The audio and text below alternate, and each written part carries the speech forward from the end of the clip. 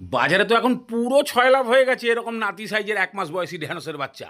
নিয়ে আসুন একবার, এমন একটা জম্পেস টেস্টি আইটেম দেখাবো না, একেবারে ডাইনিং টেবিলেই স্বর্গ।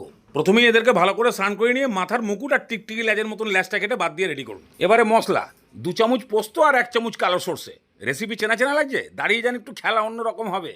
এগুলোকে ঘুরিয়ে ভালো করে ফাটিয়ে নিয়ে তারপরে 5 টাকার ভাজা বাদাম আর যতটা ঝাল খাবেন সেই বুঝে কাঁচা লঙ্কা, অল্প করে জল দিয়ে এটাকেও একদম তাগড়া পেস্ট, বাস হয়ে গেল মশলা। এবার ঢ্যাঁড়স ভাজা হবে, তবে অনেকেই দেখবেন ঢ্যাঁড়সের বডিতে বেসন ছড়িয়ে দিয়ে ভাজে।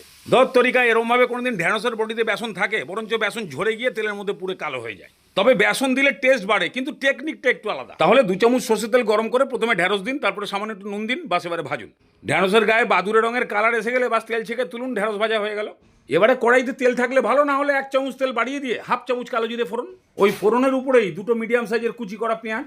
এবারে ভেজে পেঁয়াজটাকে খালি নরম করুন, ঠিক এই টাইপের হয়ে গেলে এইবার দিন বেসন 2 চামচ, এটাকে পেঁয়াজের সঙ্গে ভালো করে ফ্রাই করুন।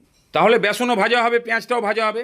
এবারে বেসন ভাজার সেন্ট পাবেন আর দেখবেন কালারটা একটু চেঞ্জ হয়ে গেছে, এই সময় টমেটো। আবার কিছু নাসা ফেরত কম্পার্টমেন্টাল পাওয়ার রান্নার বৈজ্ঞানিক বলে বসবে টমেটো ছাড়া আপনি রান্না করতে জানেন না।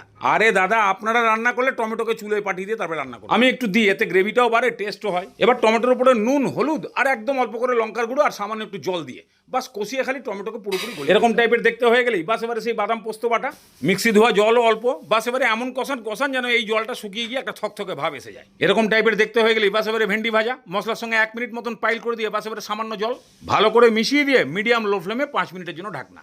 যখনই দেখবেন এইরকম উপরে তেল ওঠা ভাব এসে গেছে, আপনি আরো হাফ চামচ মতন কাঁচা সর্ষের তেল দিয়ে ভালো করে পাইল করে দিয়ে নামিয়ে। এই যা টেস্ট না, একেবারে অলিম্পিকের সোনা পাওয়া রেসিপি। বাচ্চা ঢেঁড়স পোস্ত খেয়ে দেখুন একবার। মাছ ফাছ থাকলেও এইটা দিয়ে আপনার যতক্ষণ না পর্যন্ত 6-7 গ্রাস উদরায়নম হবে ততক্ষণ আপনাকে টেনে হিঁচড়েও তোলা যাবে না। প্রথম গ্রাস মুখে পুড়তে একদম থামস আপের মতন নাক দিয়ে ঝাঁঝ বেরিয়ে যাবে সর্ষের তেলের। পোস্ত বাদাম ফ্রাই, তার সঙ্গে আবার বেসন ভাজার সেন্ট, একেবারে জম্পেস টাইপের আইটেম। বানিয়ে খেয়ে দেখুন একবার, মনে হবে 30 টাকার লটারিতে হেলিকপ্টার ফেসেছে, জমে যাবে একদম।